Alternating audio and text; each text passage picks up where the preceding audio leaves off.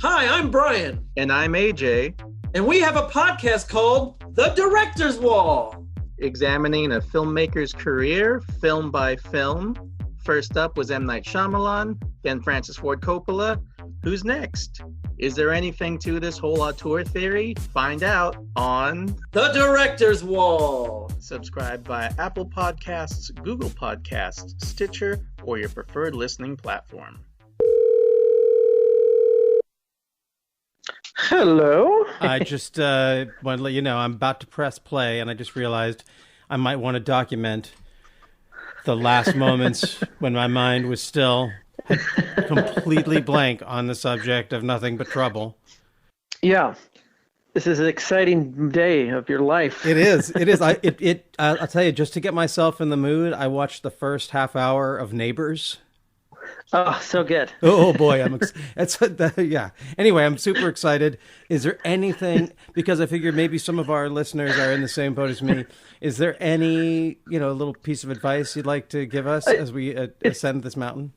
I think definitely go in not knowing anything about it. If you've never seen the movie, don't read anything about plot, what people thought about it, why people hated it, like why it was a failure. Just jump in blind and let the movie wash over you like a slimy, muddy tidal wave. And just like it's going to be a disturbing 90 minutes. It's going to be a new 90 minutes. You're going to come out changed for good or worse. Like, you may hate this movie, but it will still change you. So I'm just excited to see how you'll be changed by the end of it. I'm Larry Bishop, and you're listening to The World Is Wrong podcast.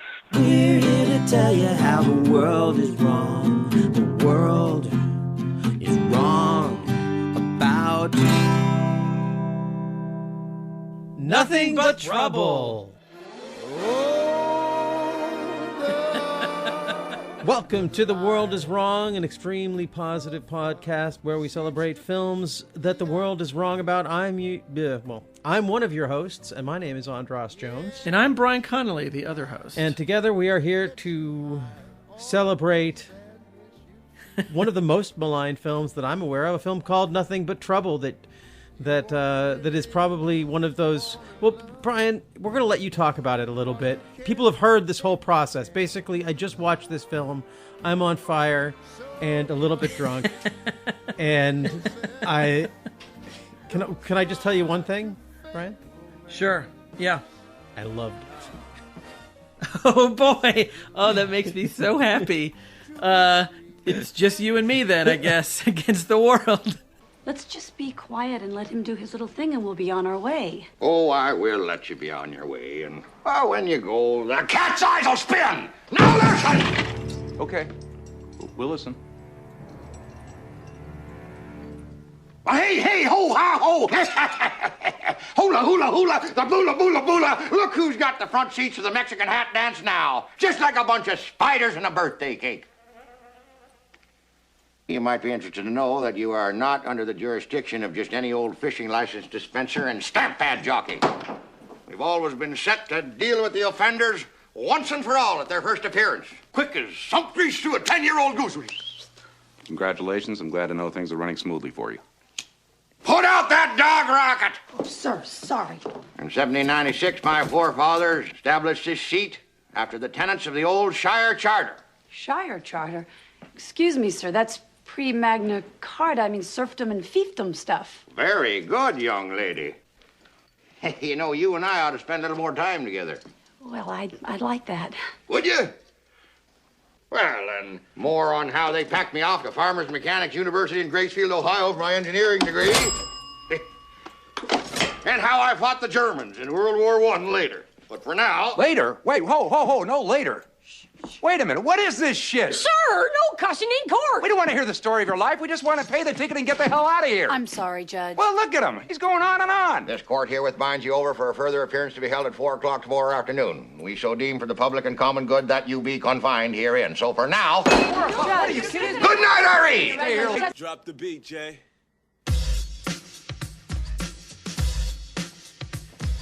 Been all around the world. So, this is a movie that is considered by many to be the worst movie of all time, or it's definitely on many lists since it came out in 1991.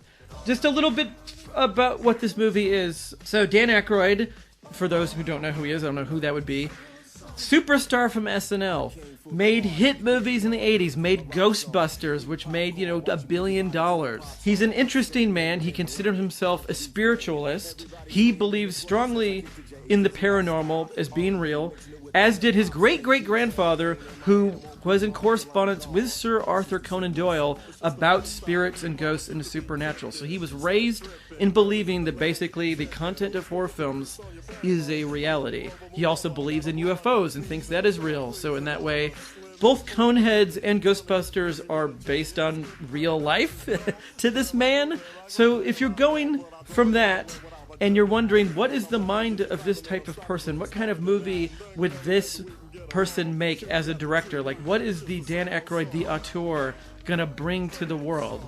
Well, that, my friends, is nothing but trouble. A script that he wrote after watching a screening of Hellraiser with his brother and realizing that the world needed the best horror comedy of all time. So, he wrote the script. He did not originally intend to direct it. He gave it to John Hughes. John Hughes immediately declined the offer with the excuse of, I don't direct movies, I don't write. Then he gave it to his good friend John Landis. John Landis hated it and said, no, I will not be directing this movie. So Dan Aykroyd said, well, if you gotta make something, you gotta do it yourself. You gotta go out there in the world because you can't just wait around for the magic to happen. So he made this movie. It stars Chevy Chase. It stars John Candy. It stars Demi Moore. It stars Dan Aykroyd. With this huge comedy cast you can't miss, right? Wrong. People were so disturbed by this movie. The original test screening, people were horrified by it. The studio took it away, made Dan Aykroyd remove a lot of gore. I guess it used to be an R-rated movie. Took the gore out. Took the more disturbing things that made it in the final movie, which I can't even fathom what that is. But in the end, still is a great movie that sadly was hated by all critics. Even the great Roger Ebert, whom we always talk about every time on the show, hated this movie so much he refused to write a review for it. He only said on the Siskel and Ebert show that when he watched it, it was an empty theater full of a few hecklers. He went to the hecklers and encouraged them to heckle louder because he didn't want to have to hear the movie anymore. Roger Ebert, you are so wrong, as always. Still love you, man. R.I.P.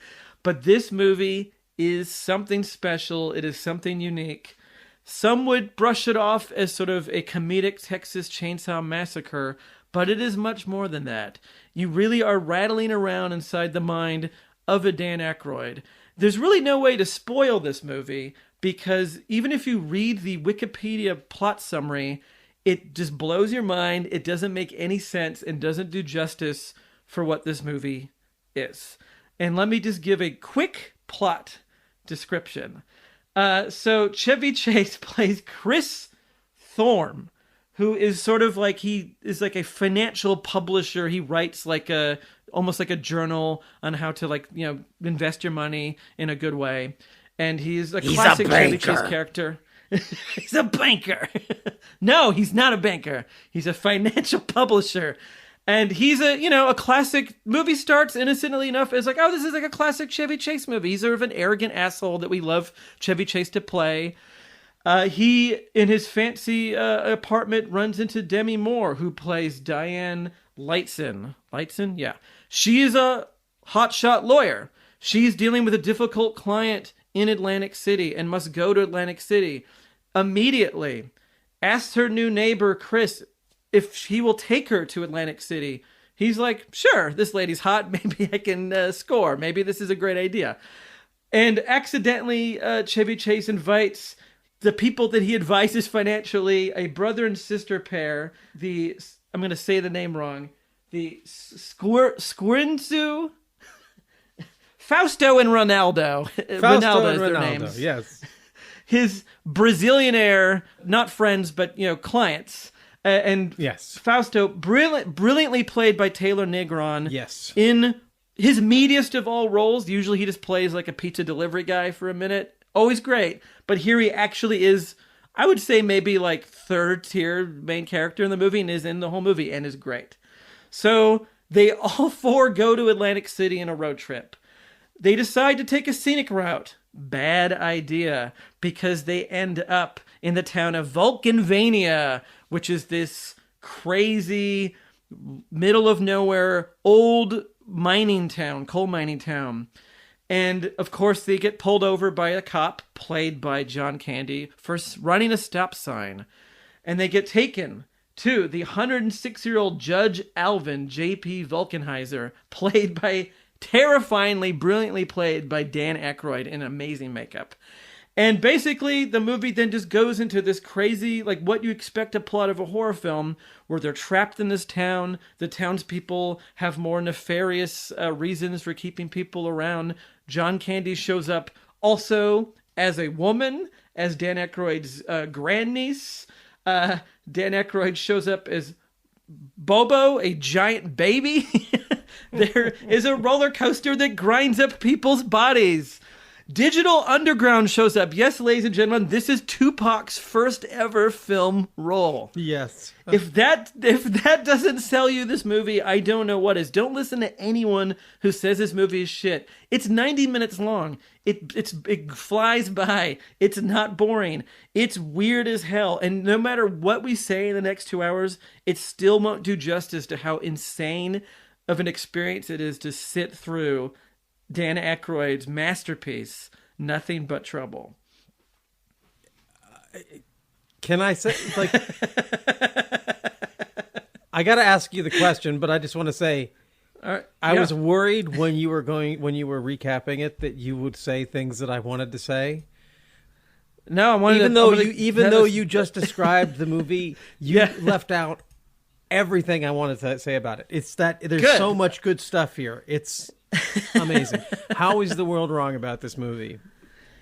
Well, I kind of said, but like basically, like this movie is considered like when people talk about bad movies. Yeah, like this is up there. Like this movie is constantly shat on for the last 30 years. How is this movie not just slightly better than The Frighteners? I mean, I love The Frighteners. Me too. But this feels like a more I don't want to say better. I feel like it's just as good as The Frighteners. It's a little bit weirder, which makes it more like what people complain about The Frighteners. Wait, I'm saying The Frighteners, right? That's the one with Michael J. Fox, right?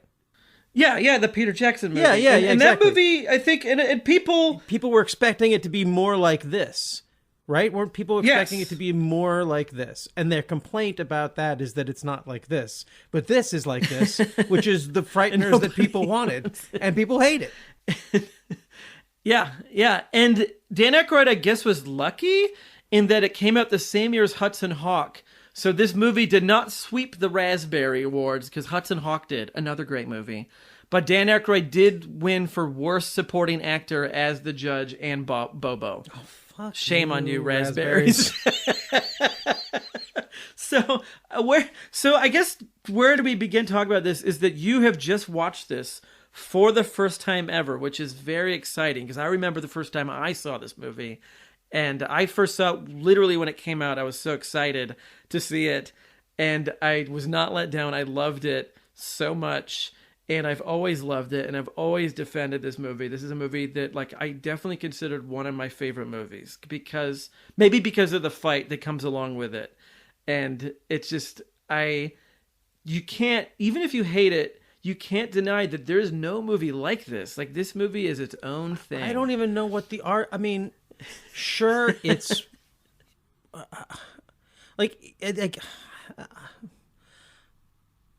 okay, I have some theories. If you don't mind, can I jump in here? Because this film, please. First of all, I think that Chevy Chase and Demi Moore are both.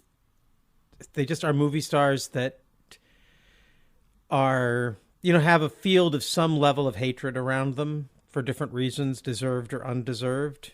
But watching them in this, they're both so good.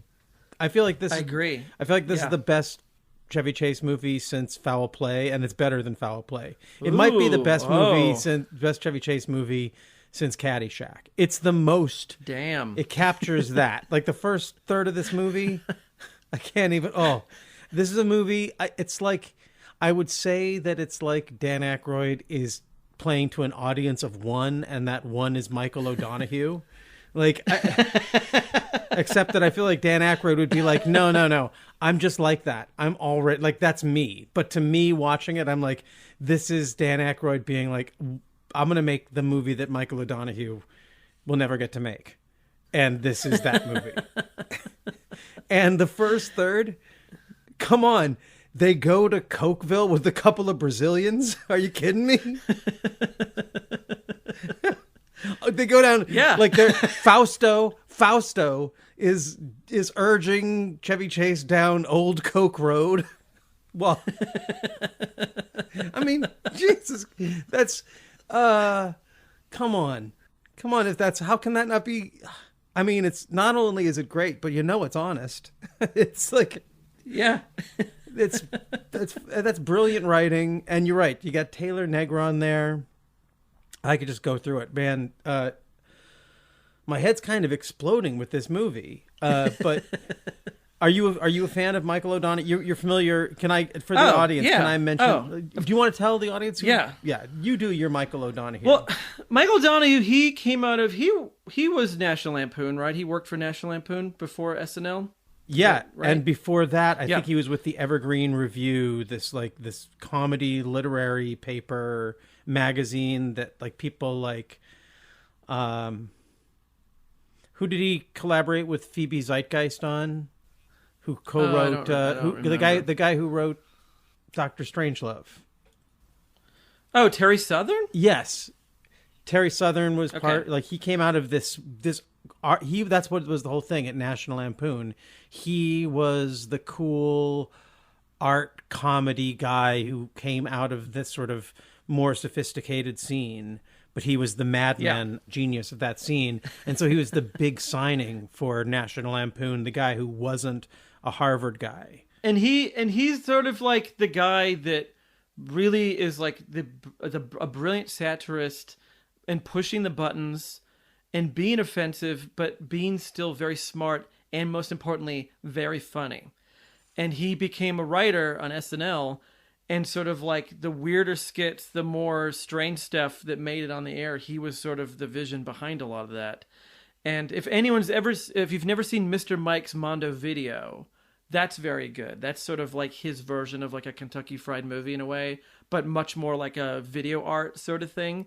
He is definitely an artist. Like he is a comedian and an artist, perfectly blended together. Like weird shit. Very, very funny, and also kind of angry, but not angry to the point where it's not funny. It's just like he just hits all the right buttons all the right times. This is where I'm going to just drop in the clip of Michael O'Donoghue opening the very first episode of Saturday Night Live with John Belushi. Good evening. Good evening. Good evening. Good evening. Good evening. Let us begin. Repeat after me. I would like to feed your fingertips to to the Wolverines. To the Wolverines. Next, I am afraid we are out. Badgers. Would you accept a Wolverine in its place? Next, Haynett exclaimed. Let's boil the Wolverines. Next.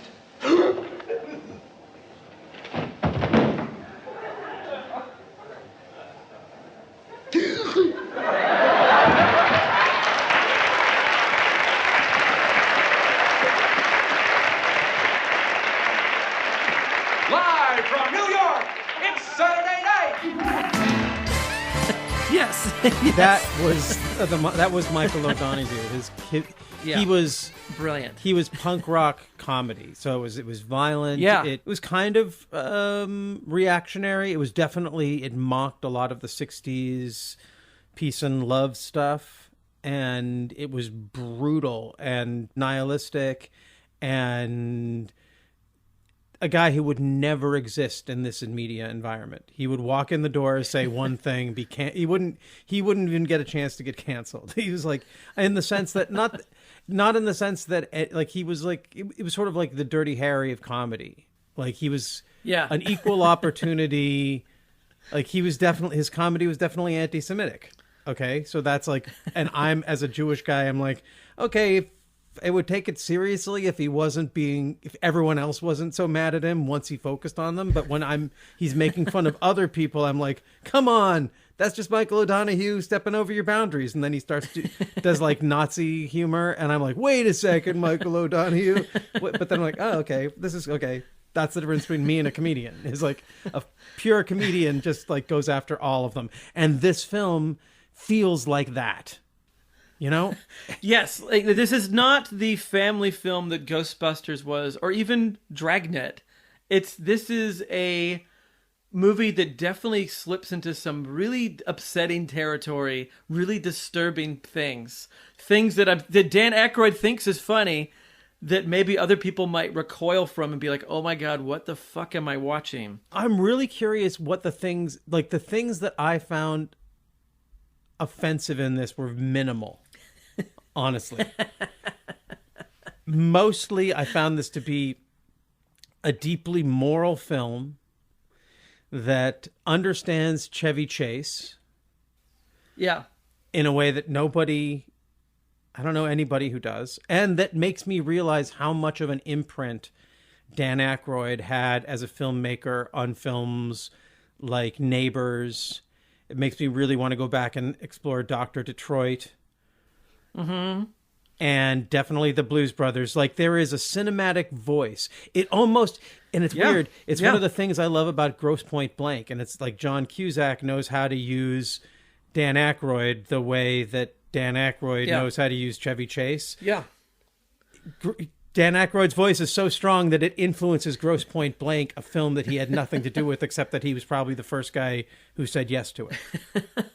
And Dan Aykroyd is a really weird, interesting person. Like, on the surface, he seems like just some white guy. And like, maybe when you watch Ghostbusters, you're maybe drawn to him the least because you're into the wise guy of a Bill Murray, or the like eccentric, like Harold Ramis, or the coolness of a Winston Zeddemore, but like, it's his life is weird. He has webbed toes. His eyes are two different colors. Like I said earlier, he comes from this family that believes and studies the paranormal for like 100 years. And he continues that. He still is big. You say on that UFOs. like it's a weird thing. And like, people believe some weird shit that... No, like, but like, that is, but it's interesting. It's not just it makes like him some interesting. guy. It's, yeah. He's like, it's not like someone who became famous and then they got into it. It's like his family has been enriched by this stuff for decades, for a century. Like, it's part of his family. It's not someone who became rich it's not like Nicolas Cage, where he got rich and started building pyramids and got into snakes and stuff. Like, this is a guy that his family for generations have been believing in what Ghostbusters is about as a reality, which is very interesting. And his mind is interesting, and his humor is very specifically his own. And like, this is the only movie he directed, but like, yes, like Blues Brothers, like Coneheads, like Blues Brothers 2000, Dragnet, like, it all goes into these Neighbors, weird things. Like, man, Neighbors is so weird. There are so many little... weird movie. I just watched the first 30 minutes of Neighbors to prepare for this. And because I thought maybe this will help me get in the mood. It's like a little opening act. And I've seen the movie before, but it's been a long time. And so the beginning of Neighbors, Dan Aykroyd gets John Belushi to give him the keys to his car. Just like... It's like a weird boss move that he pulls on John Belushi as the sort of nebbishy neighbor. And in this, Demi Moore does the same thing to Chevy Chase. Like there's this whole, like it's just there's a weird iconography about cars and power dynamics and like a certain kind of weird, cruel, nostalgic Americana. It's like, I mean, like David Lynch is kind of weirdly built on it. Like he also is strangely obsessed with law enforcement. Like, you know, it's like like in all his movies, like how the Blues Brothers drive the cop car. And I guess in real life, Dan Aykroyd has a cop radio in his car that he just likes to listen to while he drives around. Yeah. In Nothing But Trouble, there's a part where you see a bunch of badges.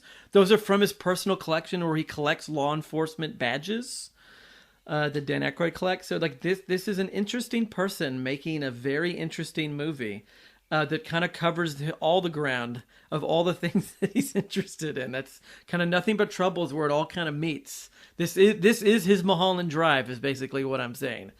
There's parts of it where I'm like, well, if Terry Gilliam does this, it's brilliant. If Dan Aykroyd does it, it's dumb. I mean, there's this weird, there's so many good, I don't know. The things that I don't love about it are just like the things that happen in all comedies of that era, is that they feel like they have to speed up and blow up a bunch of things at the end. But that's like true of like the bad, like, sorry, fans of the Temple of Doom. That's my problem with that movie too, with the second Indiana Jones movie. It's just like this, a lot of that era, just like, okay, the third act has blow to it all up, become a ride, you know, so whatever. But even that, there's like, whatever, you accept it of the era. But the first two acts of this, goddamn, I love it. I just, and Demi Moore is, man, she's awesome. She is so good. It makes you wish she did more comedies because she's really good in this and she really sells it and she's really funny. It just makes you wish that people were like, even myself. I'll tell you what, watching this whole thing, it just made me wish that I was less dismissive of her in my own mind. Very little outwardly. I remember in Hollywood there used to be a joke going around like that she needed 3 trailers and they called her Gimme More. But that's like the kind of bitchy thing that goes around, and I sort of, as I'm watching this, I was kind of feeling bad to have even participated in that mentally, having heard it and found it amusing, you know. And and it's just like, she's just so damn good. It's not that she should do more comedies. She did everything. She did comedies. She did everything. Oh yeah, including marry Bruce Willis. And none of it was enough for any of us. Like, she's fucking incredible in this. Like, I feel like, how close is this to A Few Good Men? Yeah. How close is this to A Few Good Men? Because I feel like she's kind of playing it as a better Tom Cruise. I mean, it's around the same time. Like that movie was early 90s. Like, I think A Few Good Men was 92. So a year after this, there's a scene. So she inspired Tom Cruise to be in A Few Good Men from Nothing But Trouble, basically. There's a scene I want to talk about. There's a scene where she's on it's a little acting thing. She's on the phone. She's shot from behind. You just see her pompadour. She has her collar up, and it's such a Tom Cruise kind of shot. And the way it's shot, it's like, I mean, you can hear Dan Aykroyd saying, "Oh, cool, we're gonna think she's a dude till she turns around, and then she's Demi Moore." But it's like this thing of like, that's cinematically how she's portrayed. And when she turns around, there's this great phone work that she does where it's just good stage acting and rhythm. She uses her props and she flips the phone around to get it out of the shot into her under the other side of her head without it looking like she's doing that, except maybe it's looking like she's doing that because I'm noticing it. But at that level, it's so good that you're like, well, it's just like watching a dancer do something and you're like, oh, they just did that thing and that's fucking awesome. It's like, it's little, but it's just sort of, it's a sense of like, everyone in this is doing, no one's phoning this in. No, not at all. And it's weird because when it was critiqued at the time, the reviews were sort of like, everybody's phoning this in. What lazy, terrible garbage this movie is. And it's like, you didn't watch the movie. Are you kidding? Did you turn it off after 5 minutes? Like John Candy when he plays the Eldona, and it's all a silent performance. Like that part where he's undressing the Big Girls Don't Cry and trying to pick the different underwear for Chevy Chase to be excited about. That seems brilliant. Like that's great comedy. Like that's good acting. And Dan Aykroyd is having like the best time in this movie. Like him as the judge, like that is a fully formed character. Like that is a terrifying character. Oh, it's disgusting. And a sympathetic character. And it's like, there's so many scenes. Like his nose, it's just man. like, it's so like he has his makeup where he looks like there's a lot of references to the Texas Chainsaw Massacre, and he looks like the grandpa that they wheel out in that movie where he, like when they give him the hammer to beat the lady's head in with, and he looks like that. Though he has like this weird nose that in some shots is a penis. I think if I am I correct? Like they intentionally switch it to be a dick. No, the last shot is nose. totally. That's like, isn't that they do that in Kentucky Fried Movie? Is it in Kentucky Fried Movie where it's the puppet show that turns out to be like the groove tube? That's the Chevy Chase in the groove tube. That's the groove tube. Okay, yeah. So the groove tube ends with a puppet show that once you realize what it is, it's actually you've been looking at a dick and balls for the whole time. For 5 minutes. So, well, Nothing But Trouble ends on this shot of this guy, the judge, and his nose, which we've already seen torn off and turned into like in this totally horrific thing. Yeah. Then at the last shot is him sort of like he's sort of doing like a tricky Dick Nixon look at the camera, but his nose is an actual like you free shot. Actual dick. It's an actual penis. It's and I think that's where people got really turned off by this movie. Oh yeah, but everyone loved it in Boogie Nights. Gross. Yeah, yeah. Okay. You put it on Mark Wahlberg and you're all fine with it. But you put it on Dan Aykroyd's face, you don't like it. But like this movie goes for the gross. It does, and that's not normally where Dan Aykroyd goes. And like there's one scene in particular. Oh, I don't like where it. They're having dinner. That's the worst. And they're having warm Hawaiian Punch, ants on a log, and very, very great hot dogs that'll turn anyone vegan just by looking at it. And then all the condiments are on this train set as it goes around the trains. table. The trains are big in this. Trains play a big role. The cinematic language with this on trains is huge. And the most upsetting thing in the movie is the shot of Dan Aykroyd's old character just chowing down on the sloppy hot dog. And it is up there with The Exorcist as one of the scariest, most upsetting images in any movie ever. You know, did you see the texts I was sending you while I was watching it? Well, it was great. It was great. So you were like, when did this movie stop being bad? This movie's great. And I'm like, I always like it. And then 10 minutes later, I'm guessing it was that part. It's exactly that. It was right then. I was just like, that is a total vomit bag scene. But that scene just goes. That scene goes for it. This is what I don't understand. Back up for a second. This is what I don't understand. That's almost like an hour into this movie. There's been so much good, interesting, weird stuff that has gone on up till that point. And there's so much really interesting stuff that happens after that. Like, I get it. That got me up out of my chair. I was like, I could not, that was terrible. But I am a fraidy cat. Movie-wise. So, I expect that, I don't, of all the gross things that people get into, why is this worse? I mean, I get it. I'm not going to compare it to the ear scene in Reservoir Dogs because it's totally different and whatever. But, I mean, people get into gross things in all kinds of movies. This is only 3 years before the Farrelly brothers broke big with Dumb and Dumber. And that movie made a fortune, and all their movies did in the 90s. Like Problem Child came out around this time, which gets really gross and more mean than this movie. And people loved that movie. But this movie, I think it's because of the star power behind it. I think people going to this movie with Chevy Chase and Dan Aykroyd and John Candy expected one movie, got something they did not expect, and instead of embracing something new, just was like, no, fuck this. This is not the Saturday Night Live SCTV movie I was hoping it was going to be. This movie's dark and strange, and I don't want it.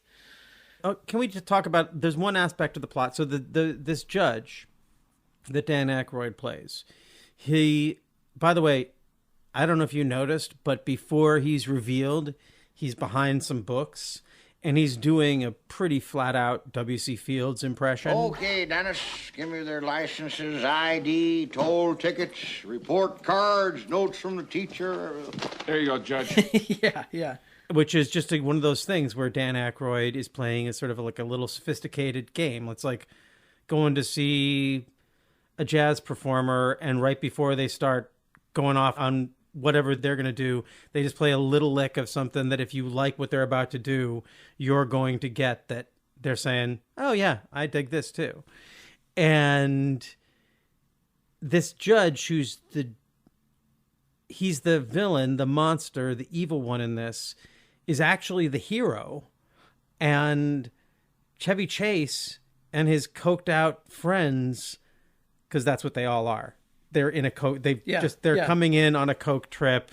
They're rich. They are the villains. The heroes of this piece are the villains, and the whole movie treats them like they're the villains. And because they're the stars, we like them. But the hero of this movie is the judge, who is punishing all of these corrupt people up to a point, and then the only ones that he spares are these hip hop musicians who come in, and you think that the movie, for a second, you think this movie's going to go in this ugly racist direction because you've just seen them like chow down on all these people, and you're used to seeing movies be racist and treat these kind of people poorly. And instead, the movie is like the way you'd expect the guy who created the Blues Brothers to be like, nope, you're with God. Well, because like it starts with Chevy Chase showing up, and he's instantly just so rude to John Candy and so rude to Dan Aykroyd's character, and like he tries to outrun the cops, and he's like, "Oh, I'm in my fancy car. But I can go too fast." But he's not. And it's because Fausto. It's because Faust. That's why he makes a deal with the devil. It's not just that he's. It's like there's this woman. Go faster. It really, you got to look at it as the unit of like the Fausto and the Cokeville, and this pretty woman taking him on this adventure, and he's led by his dick and Coke and the devil to this like that's some brilliant fucking writing, Dan Aykroyd. And you're skewering your life and the people you know, like you really like write what you know. This is how this movie starts. But Chevy Chase is rude and awful, and asks for the punishment that he gets. The movie sets him up as, it's Faust, right? It sets him up in this Faust way so he's kind of the hero, but they're not all kind of, because the Brazilians kind of get out of it okay. They skate pretty nicely. Again, they're in this movie, they're the devils who encourage him to do, they're really forcing him to go. And what I love, this is where Aykroyd really understands how to use Chevy Chase, because in that moment, first of all, we're inclined to hate him, which I like. It makes sense that you're looking like the way you see it is like he's this asshole who does all this stuff. That's because we think that of Chevy Chase. But the wonderful thing in this, and this is why I do feel like sometimes people don't really underestimate how, at his best, Chevy Chase does the thing that Cary Grant did that nobody can do, which is to just underplay a scene in a way that is like, that, I don't know, just makes the whole thing work. There's this whole cacophony of stuff going on around him, and the way he's just like, okay. It's just not giving a shit. That's why I don't like the Fletch movies. Like when he's trying, it doesn't work. When he's being the funny guy, it doesn't work. But when he's being the sort of understated, I don't take any of this seriously guy, and just going along with complete and utter madness, that National Lampoon style madness, that Michael O'Donoghue. Yeah. Like he's the perfect fall guy for a Michael O'Donoghue joke, because something terrible happens and he's like, oh, well, Of course. Well, that's what happens when you play through. Like there's something about him that is just. I'm not trying to argue with. Yes, he does all this terrible stuff, but that's what I love about him in this movie is because anyone else would play it as if they were a jerk, and he plays it as if, well, this is what's written. Like, I don't know. He really just goes along with the joke in this way that is so wonderful. I'm sorry. I got to go on this rant for Chevy Chase. I did not think that's where this day was going to go. You never wake up and think, I'm going to go on a rant about... Defend Chevy Chase? Celebrating Chevy Chase. But here I am. I love Chevy Chase. I always have. I had a gerbil when I was a kid that I named Chevy Chase because I'm obsessed with him. And he's great. I love the idea of... It's why I also love John Ritter, is it's like I love the really, really handsome guy who does great slapstick and does like Chevy Chase is like, he's a handsome guy. Like he's a traditionally handsome dude, and seeing him get silly or get weird and like, but still have this, it's interesting because he has the dryness. Like he's almost like a Martin and Lewis as one person. Like he has this handsome and this dry humor, but then like the scene in this movie when he has his weird nightmare and he's just kind of saying gibberish, like that's classic Chevy Chase too. And I love that sort of like he's sexy, but he's not afraid to like also get a little silly. And he's perfect in this movie. Like it's this isn't another bad Chevy Chase movie. This maybe is the last great Chevy Chase movie. Oh yeah. I don't know. Well, yeah, we could look it up. Maybe there's, what are the great ones for you? For me, I mean, he's brilliant in Caddyshack. Everyone is. Like, that's just great. I'm a big fan of the National Lampoon Vacation movies. Actually, I think Vegas Vacation was after this, so that would be the last great Chevy Chase movie. But, like, those are good. I really love... What's the one with Charles Grodin? It's like... I forget what that movie's called. That movie's really good, whatever that movie's called.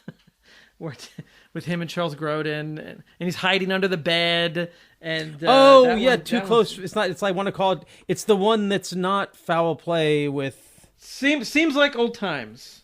Is that it? Yeah. That movie. That's a great Chevy Chase movie. Like hit too, and with Charles Grodin. But like I'm a big enough fan that I also love Funny Farm and Fletch Lives and like all the other ones, and nobody likes. Like I like Caddyshack too. Nobody else likes Caddyshack too. I like Caddyshack too. Like I think I've always been a big Chevy Chase fan. Like I think he's very, very funny, very, very great. When I was a kid, I wanted to be Chevy Chase. When I was a child, like he was like my, I idolized him, and he's great in this. And like for people just to kind of brush it off as like, oh, he's just phoning it in.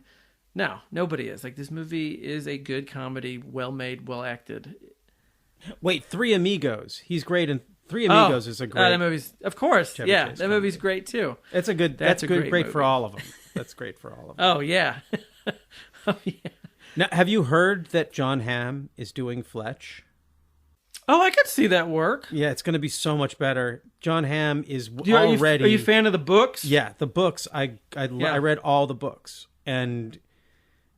He's a great character. And actually, that's the thing. It's so crazy. I don't know why they went with all the costumes and stuff, because Chevy Chase is already Fletch. He's a handsome, funny guy who everyone in his environment hates. And then he just is a good detective, and he gets away with stuff, but he goes around like... just like getting drunk and having sex with people he shouldn't, and people all know that that's who he is, and he's just an unreliable person, but a great detective. And you're just like John Hamm's gonna kill that. It's just, but Chevy Chase could have killed it. Like it's just in that time, if someone had just, if only Dan Aykroyd had directed. Right? Well, it can still happen. Honestly, if he had directed. I'd love to see Dan Aykroyd make a movie that's just the first third of this movie stretched out into one whole movie. Just Chevy Chase and Demi Moore at that time in the car with Taylor Negron, and who's the actress? She went on. It was one of her first things, but she went on to a pretty extensive career acting in. I'm going to say it wrong. Bertila Damas. I think Bertila I'm Damas? not, I don't know. I think that's right. Yeah, but yeah, it's and so. Anyways, we got sidetracked here. So I'm setting up so we saw Chevy Chase kind of be rude to the judge. Then we have Daniel Baldwin show up as the perfect sort of New Jersey Sopranos type, asshole, East Coast asshole with his friend. And he's definitely coked up. He is doing drugs. There are other nefarious things. And then he is extra arrogant to the judge. And we see the punishment that is bestowed upon people in this town, which is there's a conveyor belt that takes them outside. Heavy metal music plays, and this is all done with buttons that the judge pushes. That are like an organ. He's basically, his judge has an organ. He plays an organ. Oh, and by the way, we forgot to mention, the movie begins with Ray Charles over the Twin Towers. Lots of beautiful shots of the Twin Towers. But there's something about Ray Charles and the organ and Dan Aykroyd in this that is somehow all mixed up. And there's a reason that Ray Charles's music is at the beginning, and that as a judge, he's pulling these stops on an organ that start this death machine. It's just... And the machine's called Mr. Bonestripper is what it says on this roller coaster. And these people are on this roller coaster, and then basically it ejects them onto this conveyor belt where they get pulverized and ground up, and their bones spat out in a pile of giant bones. And this is sort of when the movie shifts where you're like, oh, wait a minute. This is not just some Chevy Chase comedy. This is some weird horror thing. It's honestly, it doesn't. At this point, it's sort of that's when I was like, oh, this is just another, it's going into that Spielberg, Zemeckis, Goonies place that movies of this time go into, which is oh, and now we're on some amusement park ride.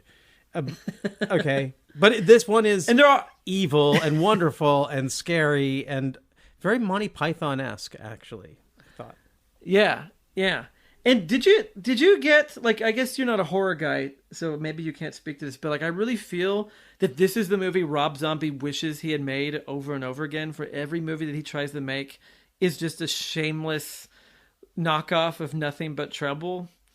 If you've seen House of a Thousand Corpses or Devil's Rejects, he has this sort of evil carnival atmosphere, the baby, when they fall into the vat of all the baby doll heads and stuff. It feels so the type of imagery that Rob Zombie has tried to do, but not as good as Dan Aykroyd did with one movie. I feel like Rob Zombie has this movie on an altar in his house. He's I wish someday I can make a movie as good like Nothing But Trouble. Again, with Dan Aykroyd, the music, there is a sense of him, whether you like it or not, he has a very strong and specific relationship to music in Blues Brothers and in this, but there are music scenes in Neighbors or in Dr. Detroit that you think probably came from him influencing it as the star. Yeah. So... yeah. There's the music cues, when it goes to that heavy metal music cue, it's a little bit more on a nerve. It's weird. It's cliche, the alarm bells go off. Oh, here comes a cliche, but then he turns it up enough. It's just when a guy goes to play a guitar solo, and you're like, oh, a guitar solo, and then you're like, oh, wait a second, no, this is when I'm buying this guitar solo, yeah. Yeah, he's clearly a person who's always been interested in interesting music and not just, it's even just the usage of the bluegrass music when the judge is doing when it's the Wabash Cannonball or whatever when the train's driving around, just weird little touches that, and it just makes it creepier and kind of this weird when they drive into the town. And there's music playing when they're driving into the Vulcanvania. Mm-hmm. It's just sort of an odd. It just kind of adds to the creepiness and the environment of it, and it's all very smart choices. And none of it just feels he just got a record deal to put out some hit music. Even when the Digital Underground shows up, that must have been 100% his choice. Like, I don't think the studio said, hey, Dan Aykroyd, how can you shoehorn the Digital Underground into your weird horror comedy? Like, he seems like the type of guy that was like, I like that band. I like that rap band where the guy has the big fake nose. They're going to be in my movie. And not only are they going to be in my movie, they're the only people that my character's going to save. I'm going to think they're all right, that they're not assholes, that they're the good people, that I'm going to let them just pay a little fine and leave.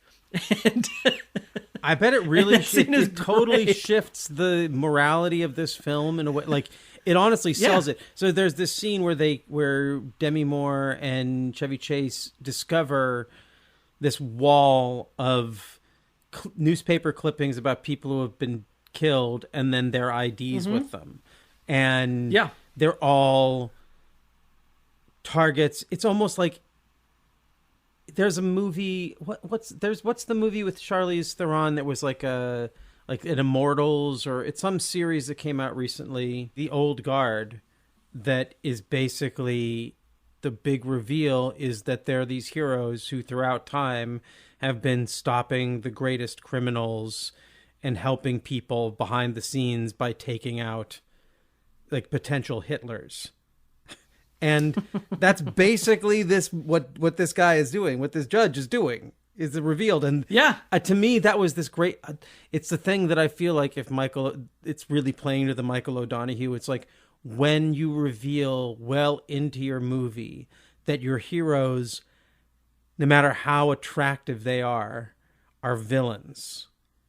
And the monster that you set up as the frightening thing is actually the superhero of this movie. And that's the turn that I was like, that's after the hot dog eating scene. That's what won me back.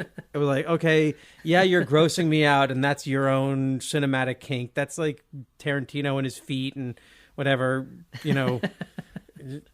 Hitchcock and his just general misogyny and weird abuse of blonde women with certain haircuts. It's all these things that you have to sort of accept if you like a filmmaker. And if they're good, they're going to sneak in these little personal things that they just need to see on film. And it's like, I'll take, if I get this other thing, which is that massive turn that you never see in films, where your heroes really realize, and maybe they don't even realize, we have to realize that they're the villains. And then compare them to the Digital Underground. I'm bringing this point back around. You compare them to the Digital Underground, and you're like, well, yeah, definitely. We chose them. We chose the world chose the Digital Underground over Chevy Chase and Demi Moore very clearly. And this movie is doing that, and you hate it. It's like. And the story ends up being really sad about the town, where it's like this town was taken advantage of by bankers a long time ago that depleted their land and like just ruined it by putting all these like for mining purposes. It's like, a punk rock. Ruined the environment. Yes. Like their environment is crumbling because of it, where it's literally melting into the ground because of like some weird version of fracking for coal mining, basically, is what it seemed like, where they just took too much underneath and it's just sort of like falling apart. Yeah, and this so is no wonder he doesn't like this. And then here comes Chevy Chase as this arrogant financial publisher, and Dan Aykroyd's judge character is like, "You're a fucking banker. You ruined my town. I'm gonna keep you here now and make your life really hard." Yeah. And like, imagine if they had done that in the Texas Chainsaw Massacre. If like halfway through you realize that Leatherface is the good guy, and there's actually a really solid reason as to why him and his family are killing all these teenagers. Like, that's an way to kind of make a horror movie for sure. It's a hard thing to do, and I think Dan Aykroyd totally pulls it off here. Like you definitely sort of feel for these people by the end of the movie. Like, they're still terrifying and weird, but like you definitely are like, oh well, but they're not totally in the wrong completely. I have to admit to something. Sure. I might cut this out because it might be too embarrassing. I've never seen the Texas Chainsaw Massacre. Well, but you're scared. You wouldn't be able to handle that movie. I saw the Your little sensitive heart would die. Like, you couldn't handle that. I saw the It's an chainsaw upsetting scene movie. in Scarface, and I was like, you know what? If there's a chainsaw in it, I'm not sure if I want to watch it. It's an upsetting movie. Like, it's like a snuff film. It's like, it still is upsetting. Like, now, 50 years later, or however long it's been since that movie came out, like, that is still a dark movie. And they tried to make a comedic sequel with part 2, which I think works. And this movie definitely feels sort of, you know, like a neighbor to that movie. It feels sort of like there's a kinship to, like, between Texas Chainsaw Massacre 2 and Nothing But Trouble. And also, I think Nothing But Trouble also kind of reminds me a little bit of Haunted Honeymoon, one of the only movies of Gene Wilder, or maybe the only movie Gene Wilder directed. You've seen that? Have you ever seen Haunted Honeymoon? No, that maybe also I has should. Dom DeLuise in drag, and it kind of reminds me of John Candy's in drag. Maybe I in this. have seen it. And yeah, and it's another like weird kind of gross thing. But yeah, I just really love how Nothing But Trouble goes for it, where you think it couldn't get any weirder, and then these two giant sweaty babies show up, like literally these ginormous babies. Little Devil. The name Lil Devil is the scariest thing, and also the scene where Demi Moore plays cards with Bobo and Lil Devil is so wonderful. It's really I'm definitely going to grab that clip for the Instagram because it's creepy, it's adorable, and it's everything. They're giant babies. They're not people that look like giant babies. I think they are supposed to be giant babies because they have the little curly top hair. Like, they kind of act and look like Baby Huey a little bit. And they're obsessed. They're obsessed with breakfast cereal, and it's such an odd thing to drop in the middle of any movie. It's Terry Gilliam, right? It's like Terry Gilliam. Yeah, That's super Gilliam-y. It's gross. It's gross, absurdist. It's like, I don't know if he was like on paper, if the producers thought, oh, this is like Sloth and Goonies, like, oh, this is like some weird version of Mask or something, where this is like your lovable deformed guy that the people fall in love with, but instead it's like done for this intense kind of cartoonish, grotesque, like, these aren't just deformed guys, they're literally giant babies, like they're wearing diapers. It is one of the weirdest things in any movie I've ever seen. It's amazing. And it's Dan Aykroyd again. So it's him playing two roles in a movie he's written and directed. Like, that's a lot of work. Wait a second. And let's be clear. It's not just, so Dan Aykroyd plays Bobo, but Lil Devil is played by an actor named John Daveikis. He's in 2 movies. In 1991, he plays Lil Devil in Nothing But Trouble. And in 1985, he plays a Russian border guard in Spies Like Us. I imagine between 1985 and 1991, they won a lot of road trips like the beginning of this movie, is what I'm thinking. The other thing is, but it starts out even earlier. He started out as a hardware consultant on Ghostbusters in 1984. I feel like, how weird. I want a movie about this guy. The guy. And what did he do between, like, but it's weird. It's like, that's all you do. So like, you're not doing hardware on other movies, and you're you're only in little parts in a Dan Aykroyd. I think he's a drug dealer. Or maybe he's a Harvard professor who just loves cinema so much that he had to be a part of 3 great I think movies. He's a friend of Dan Aykroyd's who needs to be on the set. For like, this definitely kind of feels a little coke fueled for sure. Like, it definitely has that kind of that movie that you watch and you're like, what substances were like, and it's like, it's not just saying it's trippy. It really is like, it's bizarre. And the choices sometimes are the wrong choices, but that makes them the right choices. Like this scene where there's that room of just that giant pile of bat shit. That's so, like, who thinks of that? That's so weird. That's so gross and strange. It's just, and the ending is so not like the rest of the movie at all. The last shot. Well, that's like, I'm gonna spoil it. Let's spoil it. Like, we'll go back, but like, It literally ends with a Daffy Duck joke. That's how this movie ends. It's a Daffy Duck, like a Looney Tunes joke. There's no other joke in a movie like that, and that's how this movie finishes. That's the end of the movie, is Chevy Chase doing a Daffy Duck bit. The end. Like, it's Chevy Chase does the Daffy Duck bit, and then we cut back to Dan Aykroyd's face and the penis shot, like the end of Boogie Nights shot, where that is going to be the shot that we use. The last thing you see. For on the website for this. That's the shot I'm going to use for this episode. Yeah. This is the last shot of the director of this movie. In this movie is him with a dick on his face.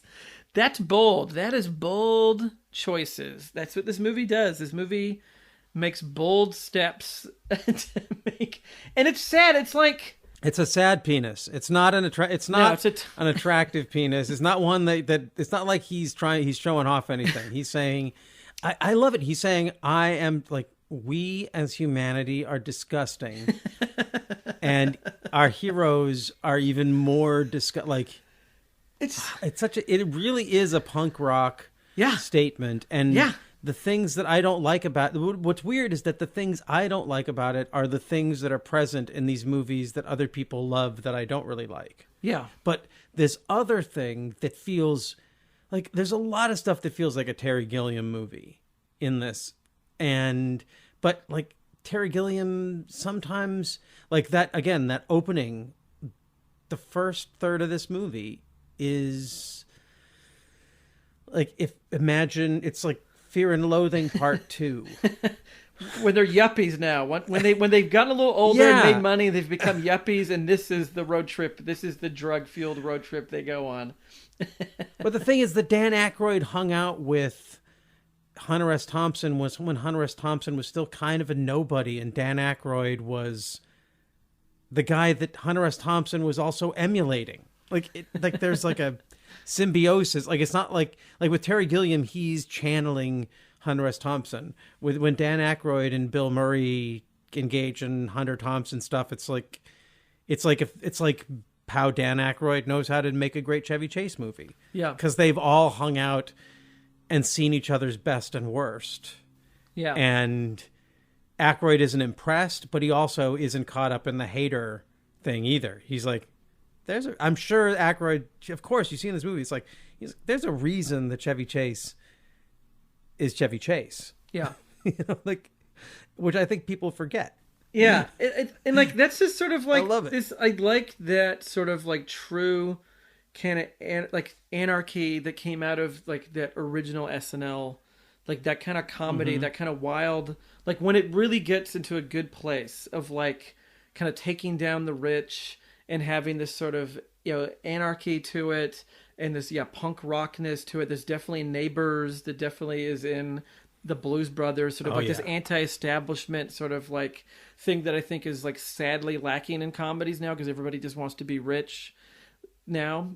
But like that like this movie still has that. It's still like, it's in the 90s, but it still has that kind of like, fuck these rich people sort of thing, but in a different way. Cause like, it's like it's not like in Animal House where you really know that the rich are the villains and the poor slobby guys are the heroes. In this one, the rich are kind of introduced as the heroes, which I think is definitely kind of like a post Reagan thing. Like, that's a weird like event by the 90s. Everybody wanted to start making lots of money. Even a lot of the hippies sold out and became yuppies. So like, it's interesting how this movie kind of plays with that. Like, I really like that. And like, could you imagine if this movie was liked, and I don't think there's a world where it can be, because it's just too good. Like, what other things could Dan Aykroyd have been allowed? Like, this is like that rare treat where an artist is kind of allowed to kind of unleash everything in their mind. And like, it's so rare that you get that from like when an artist is really allowed the freedom to just like go crazy and just kind of dump it all out. And I just wonder, like, if this had been a hit, what kind of like would this have, like, would he have directed more things? Where would it have gone? Would he have made a movie that people hated more than this? Would he have really gone down the rails, off the rails, into a different crazy place. I don't know. I think it's kind of special that it is just a one-off. It's like a Charles Laughton Night of the Hunter sort of thing, where it's like, we'll just always wonder what more there could have been.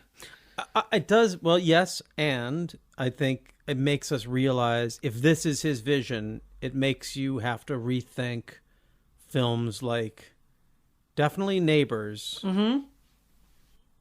and potentially Dr. Detroit, which I need to go back and check out. Which is really weird. Like, on paper, it seems like it's not, but just like the choices, like when his movies are good, like when the Dan Aykroyd movies really click, it must be like his influence. There must be something that he's bringing to it that like really like just kind of puts it like, and it's definitely the movies that he writes. And I'm a big fan of every movie that he wrote is great. All of them.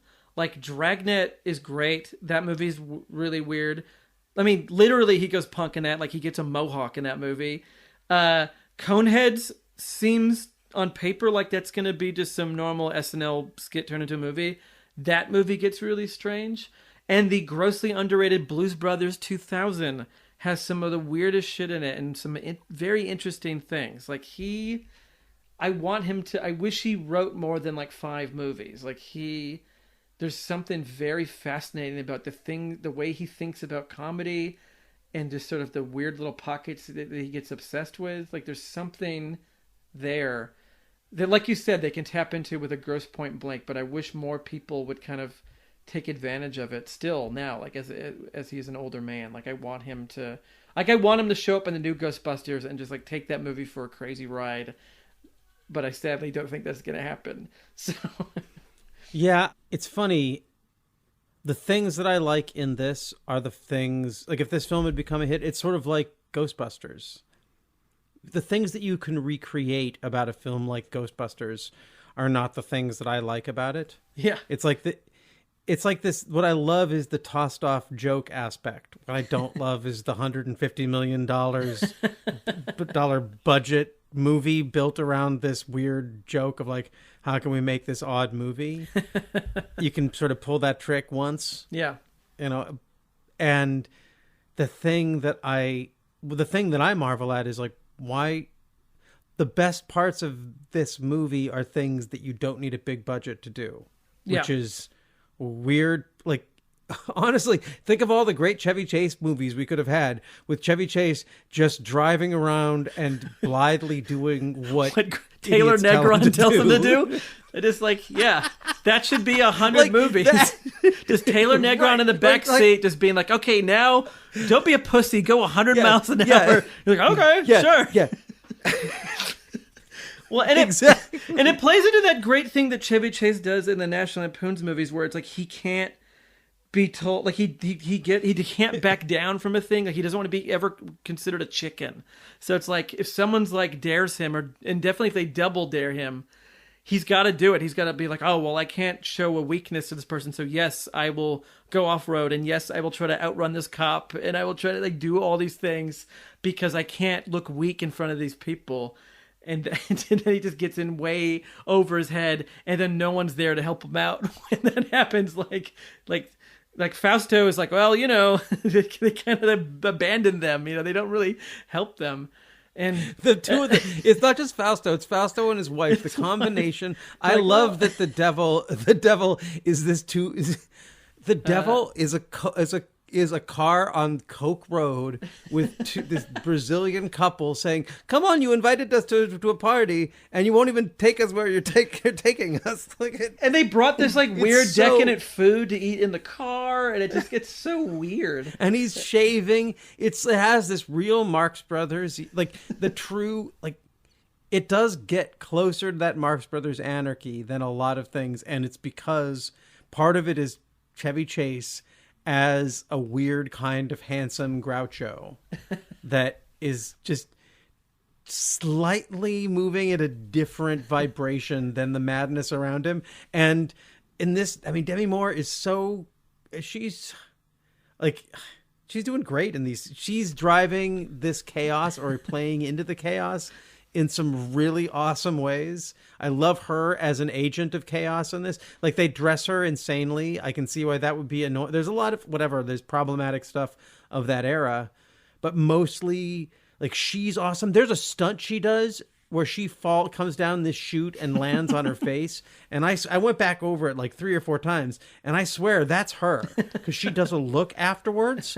And it's just sort of like, if it's a stunt person, that's amazing, because this is they didn't CGI anything in this movie. This is all that grinder is as practical effect as you could get. And yeah, her weird sort of like push-up bra tight outfit thing is sort of like a sad, problematic early 90s, sex object thing. But as soon as she gets her jacket, she throws it on. I love that. It's like she goes and gets to the car. The first thing she does is like, finally, I have a jacket I can put on.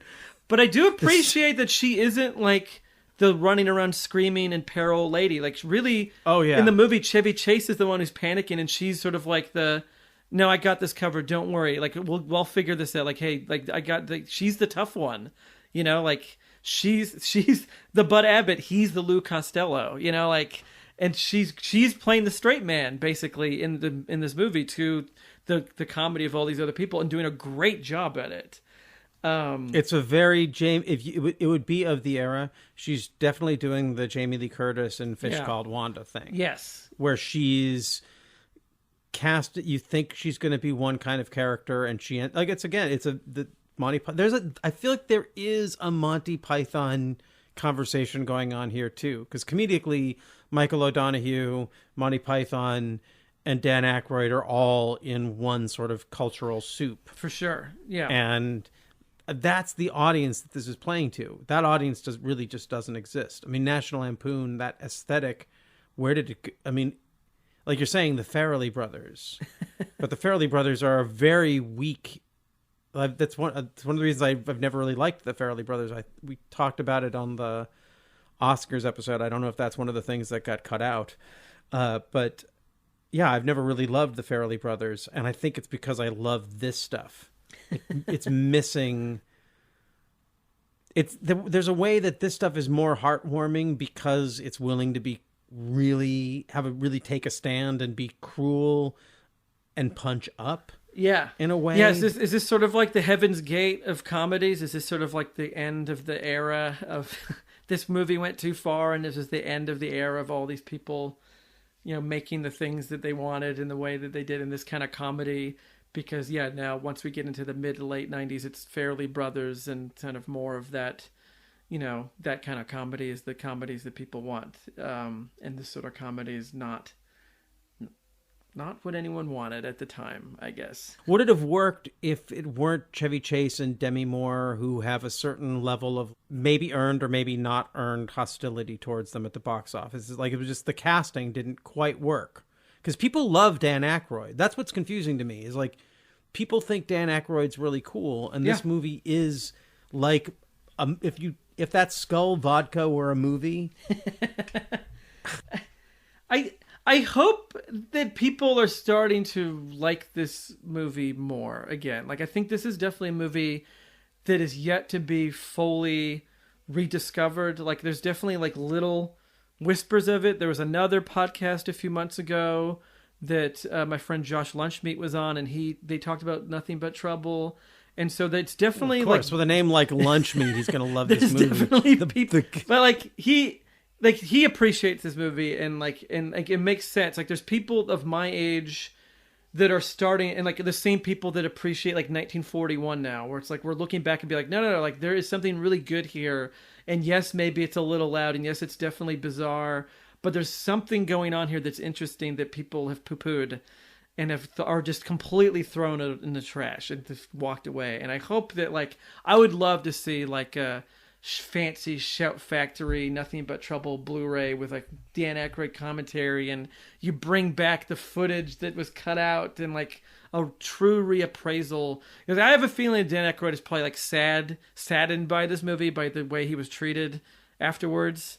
Like there's rumors that he like wrote a public apology to everyone made the movie, apologizing for making a movie that everyone hated, and just kind of this kind of sad thing. Or like Chevy Chase, I guess, was very vocally like, what a mistake that was. Oh, I'm so sorry. That movie was terrible, afterwards. And it's just sort of like, just that happens. Like people like to cover their ass after they have a movie that tanks. And if the movie did well, they would say it was great, But it's just, I wish I really want this movie to be like really truly appreciated in 2021 and beyond. And so do your dogs. I love that Dan Aykroyd's one movie isn't boring. Yeah. And if the only movie he made is one that everyone hates, you're right. You're totally on the money to compare it to Lawton's one film. Because Night of the Hunter, if you had said to people 10 years after that it was great, they would have just heard a bunch of people making fun of it because honestly, well, at the time there was like a lot of reasons that people were looking to make fun of Charles Lawton. And now there's a lot of people looking to make fun of Chevy Chase. Yeah.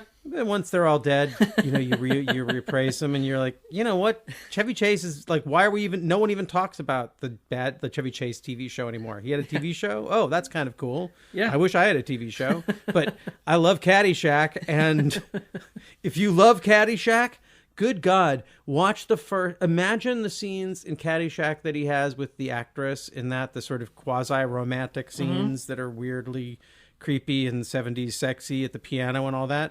Imagine those, but with fucking Demi Moore in a car with Taylor Negron yelling at him. It's like, if you like Caddyshack, you have to love the first half hour of this movie. Yeah. You know, I feel like you have to. I insist. You must. Well, you're not allowed not to. I am the judge. I have now become the judge that Dan Aykroyd plays. And if you do not enjoy if you claim to like Caddyshack and you do not like the first third of this movie, you go through the human grinder. The world is wrong. You're wrong. I think that judge should be like on our poster or something. Maybe because he sort of is like a world is wrong icon. Yeah. Yeah. Yeah. Great movie. Well, I'm so happy that you liked it because it definitely was like I was so the worried. chances were more in the odds that you would have hated it because that's like most. Oh yeah. Like this was not a movie I could recommend to people at the video store because the reactions were pretty usually sort of like no, this is not for me. Like AJ, when he heard that we were doing this, my co-host, he was not happy. He was not happy that we were doing this movie. He's like, I don't like that movie at all. I'll admit, I understand it's not for everybody. I don't. But shouldn't it be? Just because it's not for should it be for everybody? It's not for everybody, but if you like Dan Aykroyd, if you like Michael, if you like that vein of humor. Yeah. Like if this was a British movie directed by Terry Gilliam or Terry Jones and it starred Michael Palin and John Cleese. Like if this was about John Cleese as a Chevy Chase character and Eric Idle's an old man makeup and it was a Monty Python movie, people would have loved it. And you wouldn't have to change anything. And it's like gets as gross as like Meaning of Life or whatever, and as satirical as any of the that other meat stuff. grinder is a fucking Terry Gilliam animation brought to life in a dumb, it really is Spielberg kind of way. Yeah, and it's actually cleaner. It's like less gory. When they just came out as bones. Yeah, it was like that's actually generous. Like I don't know why, and no one like. Yeah, he eats a hot dog. Gross. If this was Terry Gilliam's movie, if he made this before like The Fisher King, if he went from Baron Munchausen to this movie would be on fucking Criterion Collection right now. Like really, like it really would. Like this would be a movie that like people now have embraced, like Tideland, the movie. Is that what it's called? Right? Yeah. People really like that movie now. When it came out, people really hated it, and now like only less than 20 years later, special edition Blu-ray, people love it. That needs to fucking happen with Nothing But Trouble. Just pretend it's a Terry Gilliam movie, film snobs, and just watch it as if it was that, and you'll be like, oh, that movie's a masterpiece. Oh, that movie's great. I feel like my goal, I want to find John Daveikis, the one who plays Little Devil. Little Devil. I need to talk to Little Devil. That's I feel like he is the one. Yeah. Nobody has talked. Where is the expose? Where is the biopic for Little Devil? Little Devil.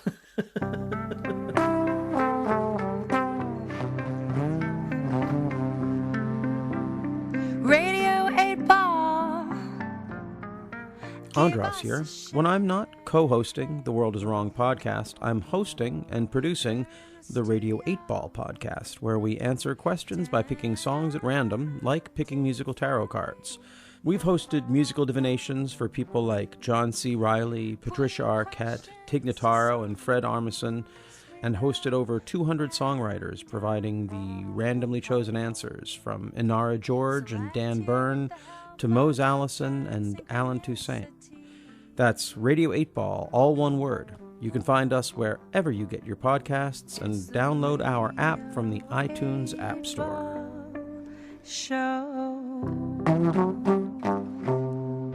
Hey babies, it is me, the self-appointed Commissioner of Comedy, James Madden.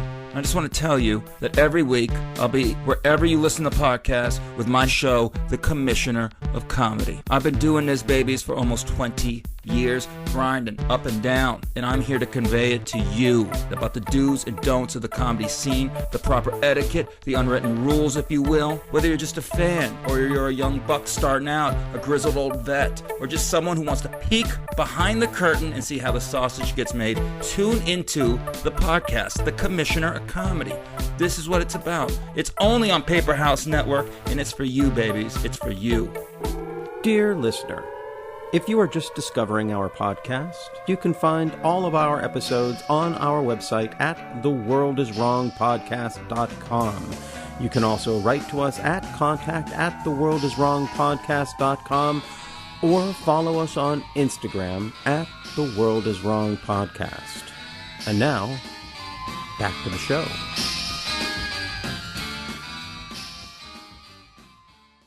Okay, so Bryan, you and I both have other podcasts besides this fantastic one that we call The World is Wrong.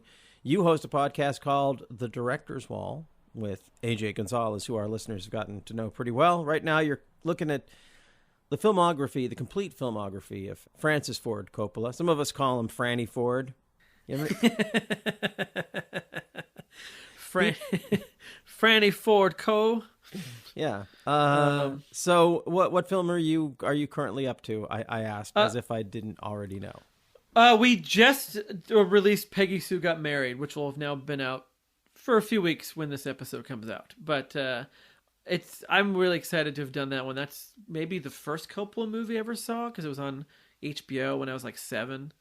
And yeah, no, it's good. And sadly, it's the final film he did with his little nephew, Nicolas Cage. But yeah, it's check it out. It's a good one. Can you imagine swapping out the casts from Nothing But Trouble and Peggy Sue Got Married? So you got Peggy Sue Got Married with Demi Moore as Peggy Sue, and Chevy Chase as the husband.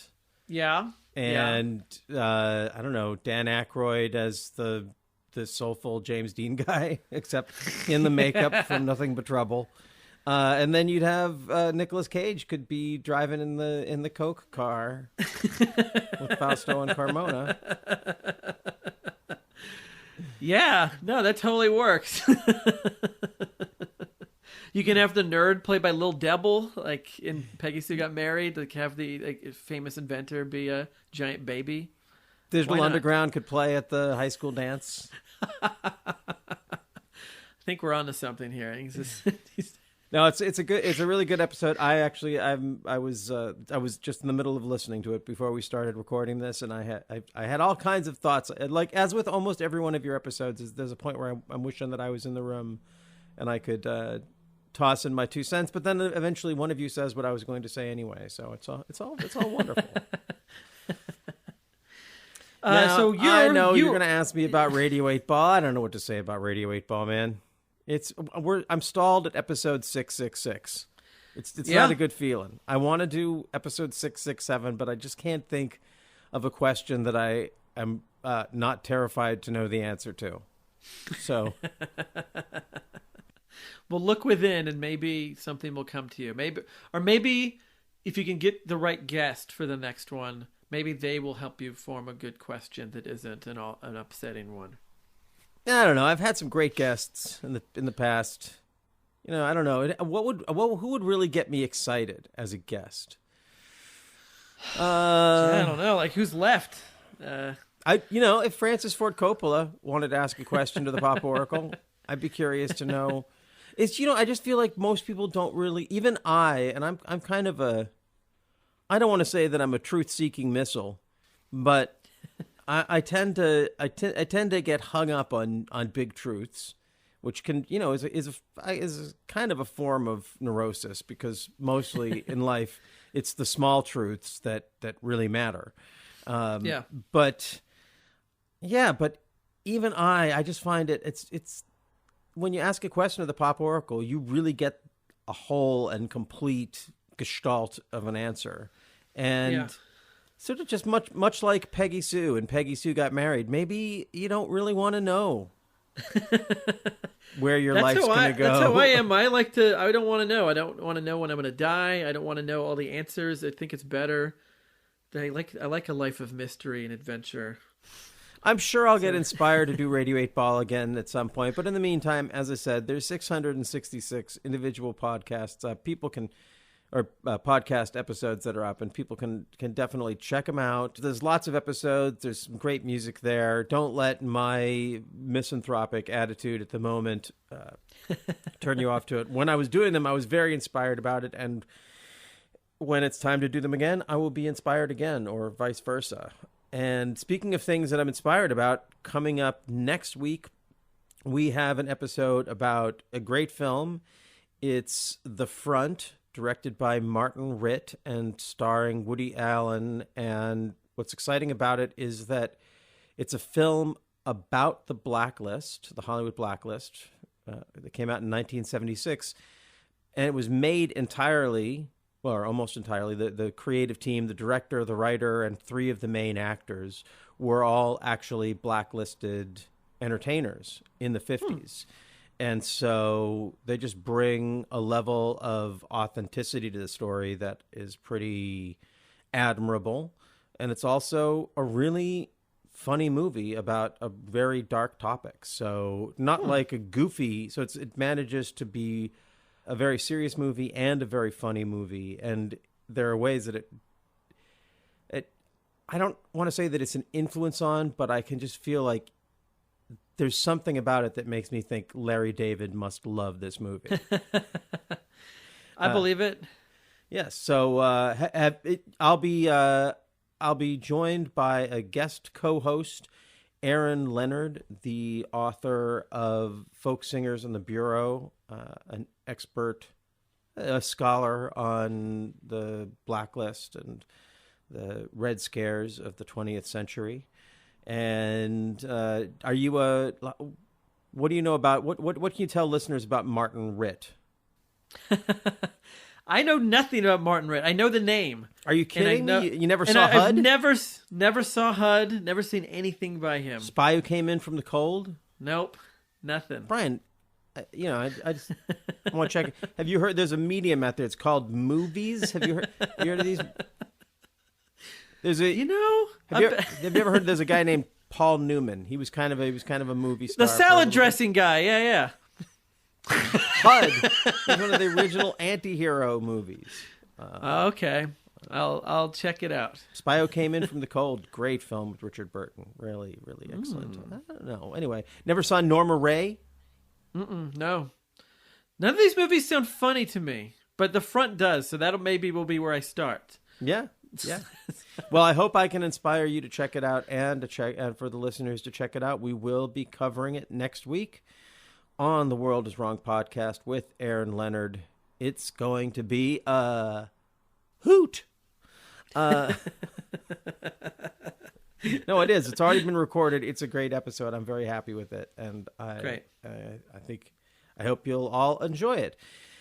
And so, anything else you want to let listeners know about Nothing But Trouble or any of this before we go? No, I just say, just watch the movie. If you haven't seen it, seek it out. And if you've seen it and you already judged it, give it another look. Give it a rejudge. Maybe after whatever barbecue you have on your schedule. Don't watch it before going to the hot dog roast. It'll kind of ruin it. Yeah, that's a good advice. Yeah. Okay. Well, and as far as good advice goes, we always leave you with this life-affirming message. Just please, folks, remember, wherever you are, and I mean wherever you are, the world is wrong. And it's probably wrong about you. Hi! I'm Bobo. That's Little Devil. Hi. We're not allowed in the house. Oh, okay. 3. Okay. Let's go. Okay. 2. I win my deal. No. Bobo wins because Bobo's hand was on top. Yeah, my hand's on top. I win my deal. No, I won my deal. My hand's on top. Right. My deal, I win. That's right. No, it's Bobo's deal because Bobo's hand was on top. Yeah, my hand was on top. I win my deal. Okay. If I win again, I get another bowl of cereal. And if I win, I get Diane. No, little devil. My deal. Okay, Bobo, deal 'em.